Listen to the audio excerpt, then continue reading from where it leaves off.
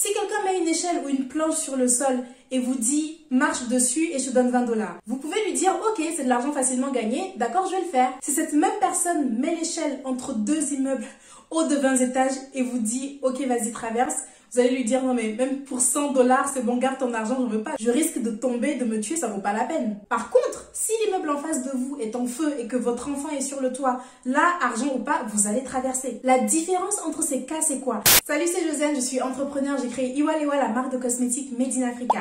Ici, je partage mon parcours afin de bâtir une communauté où nous pourrons évoluer tous ensemble en productivité, self-esteem et business. Avoir une idée de projet entrepreneurial, c'est bien, mais le plus dur, c'est de trouver le courage pour passer à l'action. Votre esprit vous donne tous les jours 1000 raisons de ne pas le faire. Mais au fond de vous, vous rêvez toujours de créer quelque chose à votre image et cette idée ne vous quitte plus. Je vous présente dans cette vidéo 5 techniques pour vous permettre de dépasser vos doutes, vos peurs et de concrétiser le projet dont vous rêvez. Sans plus tarder, c'est parti pour la vidéo. Première méthode pour dépasser votre peur d'entreprendre, identifiez vos blocages et détruisez-les. Si vous n'arrivez pas à passer à l'action, il y a forcément plusieurs choses qui vous bloquent. 90% de ces choses proviennent de votre esprit et il va falloir les combattre pour avancer. Or, vous ne pouvez pas vous battre contre ce que vous ne connaissez pas, ce que vous ne voyez pas. C'est pourquoi il va être très important de vider votre tête et de noter sur un papier noir sur blanc pourquoi est-ce que vous pensez que vous ne pouvez pas lancer votre projet actuellement. Plutôt que de laisser ces pensées parasiter votre esprit et miner votre morale toute la journée,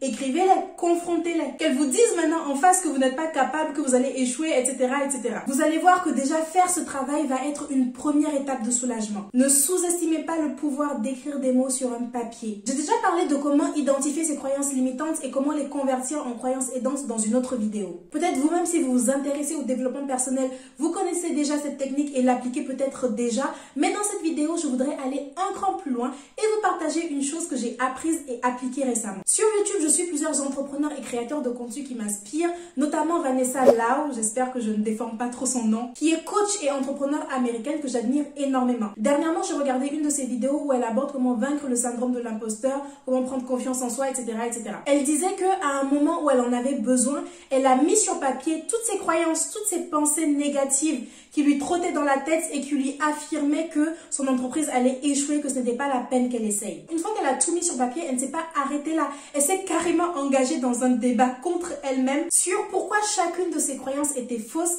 injustifiée, non prouvée. J'ai trouvé cette technique géniale parce que là où on recommande d'habitude de juste identifier ses croyances limitantes et de les convertir en croyances aidantes. Par exemple, lorsque votre croyance limitante c'est « je ne peux pas lancer mon entreprise parce que je n'y connais rien à l'entrepreneuriat ». Vous pouvez convertir la phrase en disant « ok, je ne sais pas tout, mais je vais apprendre, je vais procéder petit à petit ». Cette méthode, elle est bien, mais Vanessa, je trouve qu'elle va encore plus loin en débattant réellement et en apportant le maximum de preuves factuelles, concrètes, qui prouvent que la croyance, elle est simplement fausse. Donc, si on part toujours de la croyance « je ne peux pas me lancer, je n'y connais rien à l'entrepreneuriat », vous pouvez vous dire d'une, j'ai regardé l'interview de tel entrepreneur et de tel autre entrepreneur, aucun de ces gens-là ne s'y connaissait au départ, mais ils y sont quand même arrivés, donc c'est possible d'apprendre. De deux, je peux me faire accompagner pour aller plus vite et éviter certains pièges. De trois, même si je ne sais pas tout, je suis quand même tout à fait capable d'apporter de la valeur à des gens avec mon projet. La preuve, mes proches me demandent tout le temps des conseils pour ci, pour ça. En fait, la différence entre ces deux méthodes pour moi, c'est surtout l'approfondissement de la réflexion et l'engagement dans un débat avec vous-même. Faites vraiment comme si vous étiez deux dans votre tête et que vous deviez absolument convaincre l'autre personne qu'elle a tort. Écrivez à chaque fois sur votre papier les arguments de l'un et de l'autre partie. Le but étant qu'à la fin, vous repartiez avec des éléments objectifs, concrets, qui vous font voir que vraiment cette pensée que j'avais, c'est n'importe quoi, elle était injustifiée. Gardez la feuille sur laquelle vous avez débattu et ressortez-la à chaque fois que vous en avez besoin. Deuxième technique, identifiez clairement pourquoi est-ce que vous voulez entreprendre. C'est la base de tout. Pourquoi est-ce que vous voulez lancer votre projet? Vous devez identifier précisément cette raison et il faut qu'elle soit suffisamment solide pour vous donner la force, la motivation pour traverser toutes les épreuves que vous aurez à traverser et pour que votre aventure vaille simplement la peine de s'y être engagée. Si vous me suivez sur Instagram, vous savez peut-être qu'en ce moment, je lis L'effet cumulé de Darren Hardy. Je ne suis qu'à la moitié du livre et déjà, je vous le recommande à 1000%. Je ne le savais pas avant de l'avoir acheté, mais il vient avec de petits exercices que vous pouvez faire. Ils sont pour ceux qui sont dans une optique de réussite de leur vie, que vous dirigez une entreprise ou non. Dans ce livre, il parle également de l'importance d'identifier son pourquoi et il donne cet exemple. Si quelqu'un met une échelle ou une planche sur le sol et vous dit « marche dessus et je te donne 20 $», vous pouvez lui dire « ok, c'est de l'argent facilement gagné, d'accord, je vais le faire ». Si cette même personne met l'échelle entre deux immeubles hauts de 20 étages et vous dit « ok, vas-y, traverse », vous allez lui dire « non mais même pour 100 $, c'est bon, garde ton argent, je veux pas. Je risque de tomber, de me tuer, ça vaut pas la peine ». Par contre, si en face de vous est en feu et que votre enfant est sur le toit, là, argent ou pas, vous allez traverser. La différence entre ces cas, c'est quoi? C'est la raison pour laquelle vous devez marcher sur l'échelle. Si cette raison est suffisamment forte, vous serez prêt à tout. C'est là que vous allez puiser votre motivation.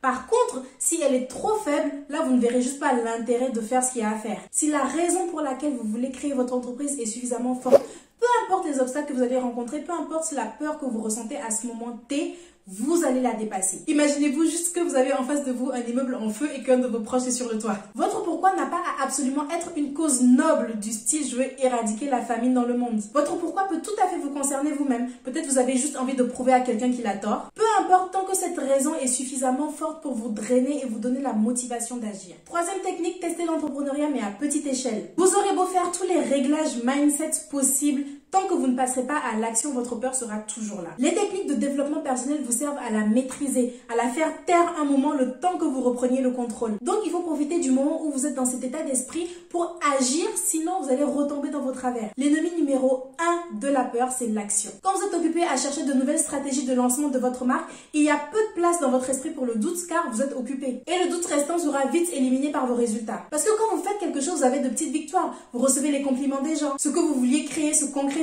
Ça vous motive, ça vous fait entrer dans un cercle vertueux. Mais pour cela, vous n'avez pas besoin de poser de grandes actions pour le moment. Démarrez petit à petit pour enclencher l'état d'esprit positif et le reste va venir avec plus de facilité. Vous pouvez commencer à vous fixer de petits objectifs comme par exemple, aujourd'hui je vais interroger des personnes de mon entourage pour cerner un petit peu leurs besoins. Demain, je trie les réponses, j'affine mon offre. Après demain, je contacte des partenaires potentiels pour leur demander des devis. Commencez petit à petit, mais commencez quelque chose. 4. Nourrissez-vous de vos petites victoires. Ok, tant que vous ne faites rien, la peur ne va pas vous quitter. Mais elle ne vous quittera pas non plus si vous ne voyez pas ou si vous n'acceptez pas vos victoires. Imaginez-vous quelqu'un qui à la base a peur de passer à l'action et de lancer son entreprise. Mais cette personne comprend qu'il ne va rien se passer si elle ne passe pas à l'action, donc elle décide quand même de faire de petites choses. Mais à chaque fois qu'elle accomplit quelque chose, elle voit toujours le côté négatif. Elle vient de finaliser ses premières interviews pour cerner le besoin de ses cibles. Au lieu de se réjouir, parce que quand même c'est une étape de passer, elle se plaint. Oh, je n'ai pas posé toutes les questions que je voulais. Oh, c'est trop nul, j'y arriverai jamais. A contrario, imaginez une personne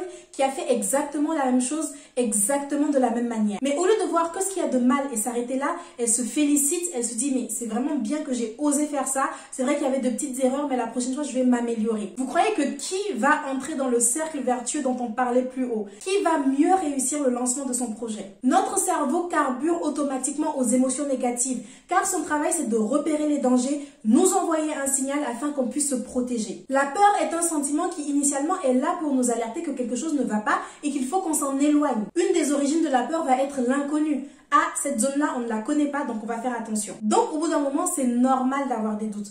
Tous les entrepreneurs du monde entier, peu importe leur statut en nom. Mais la différence entre les uns et les autres, c'est comment est-ce que ces doutes sont gérés et surtout comment est-ce qu'on réagit face à ça. Le cerveau vous fait ressentir de la peur de façon automatique, mais lorsque vous reprenez le contrôle sur ce que vous ressentez et sur la façon dont vous agissez, c'est là que la magie opère. 5e méthode, écrivez la vision de votre vie. Sérieusement, est-ce que je dois encore présenter cette méthode? Je le fais juste parce que vous pouvez être nouveau sur ma chaîne, mais vraiment j'en ai parlé dans trop de vidéos. Je tiens cette méthode de Stan Leloup de Marketing Mania. Dans sa formation La méthode des 90 jours, il recommande d'écrire la vision de sa vie à 25 ans. Qui est-on? Qu'est-ce qu'on a accompli? Qu'est-ce qui fait qu'on a réussi? Il faut donner le plus de détails possible. Et l'intérêt de tout ça est d'identifier précisément quels sont ses objectifs et d'en tirer des stratégies. Dans notre cas précis, je pense que cette technique est idéale pour identifier réellement en quoi est-ce que votre projet compte pour vous, quelle est l'importance que vous accordez au fait de le lancer. Est-ce vraiment pour vous et quelle est la stratégie que vous allez mettre en place pour construire la vie que vous imaginez. Si votre projet concerne spécifiquement la création d'une marque de cosmétiques, abonnez-vous parce que dimanche prochain, je poste une vidéo sur quelle stratégie de distribution mettre en place, quels sont les avantages et les inconvénients à passer par des distributeurs. Je vous remercie d'avoir regardé cette vidéo, j'espère qu'elle vous sera utile. Quant à moi, je vous dis à dans quelques jours. Ciao!